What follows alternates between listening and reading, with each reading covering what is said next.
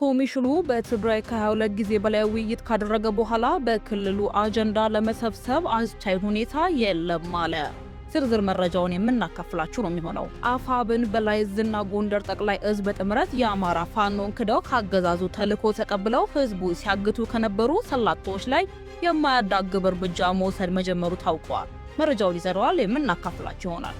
5 ያህል የትግራይ ፖለቲካ ድርጅቶች የትጥቅ ትግል የጀመሩ አማጽያንና የቀድሞ የመከላከያ ወታደራዊ መኮንኖች የታቀፉበት አዲስ ምክር ቤት በቀጣዮቹ ቀናት ምስረታውን ይፋ እንደሚያደርግና የትግራይ ክልልን አስተዳደር ለመረከብ ራሱን እያዘጋጀ መሆኑን ዋዜማ ከተለያዩ ምንጮች ካሰባሰባቸው መረጃ ተገንዝባለች። የቮይስ ኦፍ ኢትዮጵያ ቤተሰቦች ሰብስክራይብ አድርጋችሁን እያስታወስናችሁ ወደ ዝርዝር ዘገባችን እናልፋለን።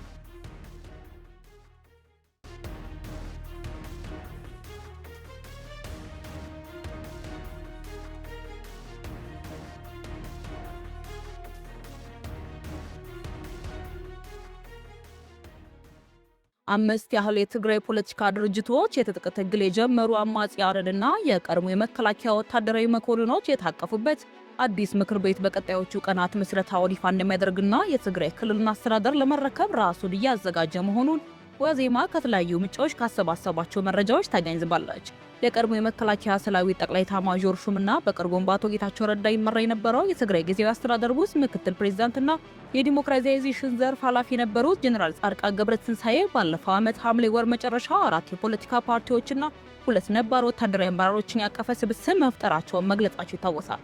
ጀነራሉ የሚመሩት የለውጥ ፈላጊዎች እንቅስቃሴ የተሰኘው ስብስብ አረና ትግራይ፣ ባይቶና፣ ውናት ስምረት ፓርቲዎችን ያካተተ እንደሆነ በመጥቀስ ወታደራዊ አመራሮቹም ራሳቸው ጀነራል ጻድቃንና ጀነራል ተክላይ አሸብር ወይንም ወዲ አሸብር መሆናቸውንም በወቅቱ ተናግረዋል። ይህ ስብስብ በውስጥ የታቀፉት አባል ፓርቲዎች ላይ ለውጥ ያደረገ ሲሆን በአሁኑ ወቅትም ስምረት፣ ባይቶና፣ አረና ትግራይ፣ ትንሳኤ፣ ሰባ እንደርታና ጫንቺ ሀቅ የተባሉትን 5 የፖለቲካ ፓርቲዎች ያካተተ መሆኑንም ዋዜማ ሰምታለች። 5 የፖለቲካ ፓርቲዎች ለየብቻ ሲንቀሳቀሱ መቆየታቸውን ገልጸው በክልሉ ውስጥ ያለውን ስርዓት ለማስወገድ ብቸኛው አማራጭ ተደራጅቶ መንቀሳቀስ እንደሆነም ነው ብሎ እንደሚያምኑ ኃላፊዎች ይናገራሉ። ጀነራል ጻድቃን ገብረትንሳኤ፣ ብርጋዴር ጀነራል ገብረ እግዚአብሔር በየነ፣ ሜጀር ጀነራል አበበ ተክለሃይማኖት፣ ኢንጂነር አሰፋ ብርሃ፣ ጀነራል ተክላይ አሸብር በተመሳሳይ መልኩ በየቴናቸው እንቅስቃሴ ሲያደርጉ መቆየታቸውን የገለጹት ኃላፊዎቹ ፖለቲካዊና ወታደራዊ ክንፉ በማጠናከር ወደ ትግራይ በመግባት ስርዓቱን ማስወገድ ዋነኛ ዓላማ አድርጎ እየተንቀሳቀሰ እንደሆነም ነግረውታል። የህወሓት አመራሮች ጊዜ አስተዳደሩ ሙሉ በሙሉ ለመቆጣጠር ጥረት እያደረጉ ነው ያሉ ሲሆን ይህ እንዲሆን አንፈቅድም ብለዋል። የጊዜው አስተዳደሩ ፕሬዝዳንት የስልጣን ጊዜ ከማቋቱ በፊት በቅርቡ በአዲስ አበባ ይፋ እንደሚደረግና ለስራ ማስኬጃ እንዲሁም ለሰራዊት የሚሆኑ ገቢ ማሰባሰብ ስራዎች አለመጀመር እቅድ መኖሩንም ተረድተዋል። በፌዴራል መንግስት በኩል የሚደረግላቸው ድጋፍ ይኖር እንደሆነ ለቀረበላቸው ጥያቄ ምላሽ ከመስጠትም ተቆጥበዋል። በ2016 ዓ.ም በህወሓት ውስጥ የተፈጠረው ልዩነት ተከትሎ በርካታ የክልሉ የቀድሞ ፖለቲካና ወታደራዊ አመራሮች ከህወሓት መደበኛ መዋቅር በመውጣት የራሳቸውን የፖለቲካ ስብስቦች እያጠናከሩ ይገኛሉ። የቮይስ ኦፍ ኢትዮጵያ ቤተሰቦች ሰብስክራይብ ማድረጋችሁን እያስታወስናችሁ ወደ ቀጣዩ መረጃችን እንሻገራለን። አፋብን በላይ ዕዝና ጎንደር ጠቅላይ ዕዝ በጥምረት የአማራ ፋኖን ክደው ካገዛዙ ተልዕኮ ተቀብለው ህዝቡን ሲያግቱ ከነበሩ ሰላቶች ላይ የማያዳግም እርምጃ መውሰዱን ገለጸ። የአፋብን በላይ ዕዝ ዳግማዊ ቴዎድሮስ ኮር በአርበኛ ልብ አርግ ላይ የሚመራው ጥቁር አንበሳ ክፍለ ጦር፣ ድልበር ብርጌድ፣ ራስ አሞራ፣ ውብነህ ብርጌድ፣ ጽናት ብርጌድ የተወሰኑ አካላትና አፋብን ጎንደር ጠቅላይ ግዛት ዕዝ አጼዎቹ ክፍለ ጦር አድኖ አወቀ ብርጌድ ጋር ጥሎ በመፍጠር ካገዛዙ ተልዕኮ በመቀበል በህዝባችን ላይ ከፍተኛ ሰቆቃና የዝርፋ ተግባራትን ሲያከናውኑና ሲፈጽሙ የነበሩ ግለሰቦች ላይ የማያዳግም በትር አሳርፈዋል። እነዚህ አካላት የአማራ ፋኖን ክደው ለስርዓቱ እጅ የሰጡ ከመሆናቸውም በላይ ካገዛዙ ቀጥታ ተልዕኮዎችን በመቀበል ከአዲስ ዘመን እስከ አዘዙ ጠዳ ቀጠናዎች ድረስ የትስስር መረቦችን በመዘርጋት ህዝብን የማገት የመዝረፍና ሌሎች አሰቃቂ ድርጊቶችን በመፈጸም ተግባር ላይ ተሰማርተው እንደሚገኙ በመረጃ ያረጋገጡት አነፍናፊዎቹ ፋኖች ከምብራስ ፈንደቀ ከተባለችው ትንሽ የገጠር መንደር ጀምሮ የእግር ዱካቸውን የተከተሉ ፈረንጅ ውሃ፣ ጭህራ፣ ጎምነንጌ፣ ቡልቃጋ፣ ቡላ አርባንታሳ፣ ጅባራ እንዲሁም በሌሎች ቀበሌዎች ዘራፊዎች አሉበት በተባሉ ቦታዎች ሁሉ ከስር የተከተሉ እርምጃ መውሰዱ ተጠናክሮ ቀጥሏል።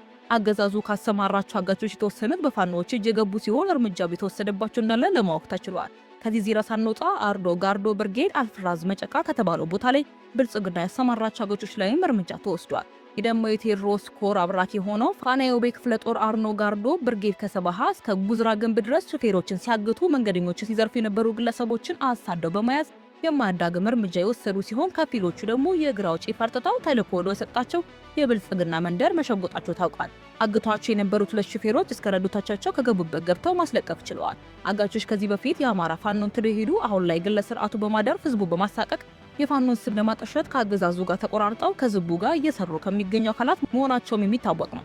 በሌላ መረጃ ስንሻገር ኮሚሽኑ በትግራይ ከሁለት ጊዜ በላይ ውይይት ካደረገ በኋላ በክልሉ አጀንዳ ለመሰብሰብ አስቻይ ሁኔታ የለም አለ። በትግራይ ክልል ምክክር ለማካሄድ አስቻይ ሁኔታ አለመኖሩን የኢትዮጵያ ሀገራዊ ምክክር ዋና ኮሚሽን መስፍን አርአያ ገለጹ።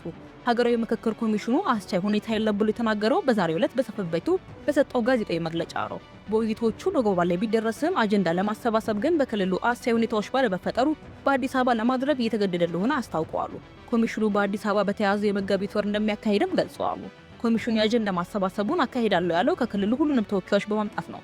በክልሉ ያለው የሰላምና የጸጥታ ሁኔታ አስቻይ ሁኔታዎች ባለመኖራቸው ሁሉንም ተወካዮች ወደ አዲስ አበባ አመጣለሁ ነው ያለው። ኮሚሽኑ አክሎ ለክልሉ ተወላጆችና የህዝብ ተወካዮች፣ ምሁራንና ፖለቲካ ፓርቲዎች አሁኑ ቢሆን መጥተው መሳተፍ አለባቸው ብሏል።